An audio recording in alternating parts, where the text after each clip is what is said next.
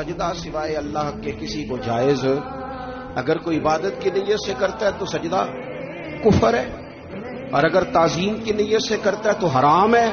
اعلیٰ حضرت بریلوی رحمۃ اللہ علیہ نے 50 کے قریب دلائل کتاب و سنت سے اور 100 سے زیادہ دلائل فقہ اور اصول فقہ سے بیان فرمائے ہیں کہ کسی اور کے لیے تعظیمی سجدہ بھی حرام ہے۔ نبی پاک علیہ السلام تشریف فرما تھے تو کچھ جانوروں نے آ کے حضور کے قدموں پہ سجدہ کیا، پیش نظر ہے وہ نوبہار، اور سجدے کو دل ہے بے قرار، روکیے سر کو روکیے، یہی تو امتحان ہے۔ کچھ جانوروں نے جب سجدہ کیا تو صحابہ عرض کرنے لگے یا رسول اللہ صلی اللہ تعالی علیہ وسلم ہمارا بھی دل کرتا ہے، تو حضور نے فرمایا بھی سجدہ سوائے رب کے کسی کے لیے جائز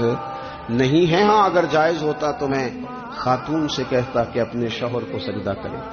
نبی پاک علیہ الصلوۃ والسلام نے حد بندی کر دی